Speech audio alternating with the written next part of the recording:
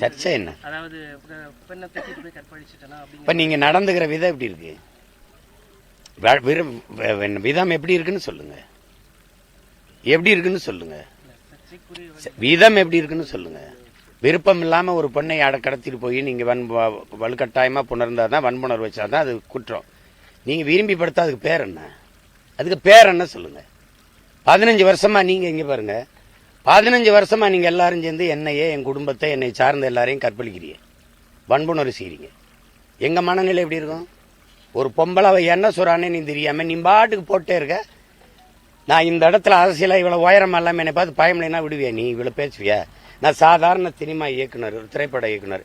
எனக்கு மார்க்கெட் இல்லை, ஒன்றும் இல்லை, படம் இல்லை. பேசுவாளா அவ பேசுவாளா நீ பேசுவியா? நான் இருக்கிற உயரம் உனக்கு பயம் காட்டுது. நான் வளர்ந்துருவேன்னு நினைக்கிறேன், அச்சப்படுற, நடுக்க வருது. அதனால இந்த ஆவுன்னா அந்த பொம்பளை குட்டி வந்து முன்னாடி சண்டை போடுறேன். வீரன்னா நேருக்கு நேர பொண்ணு, பொம்பளைக்கு பின்னாடி போய் நிற்கிது. பெரியாரை பத்தி நான் பேசுனா நீ பெரியாரை புகழ்ந்து பேசு. பெரியார் இதெல்லாம் செஞ்சிருக்கான்னு எடுத்து சொல்லி என்னை சரி பண்ணு. அவ தப்பா பேசுறா.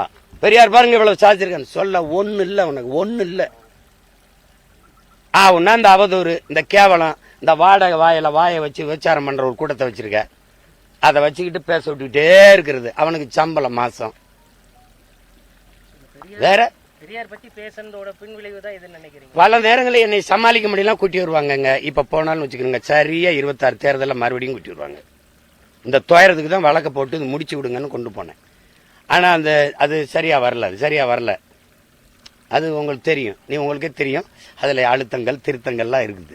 அதனாலதான் உச்ச நீதிமன்றம் போயிருக்கு இப்ப வழக்கு.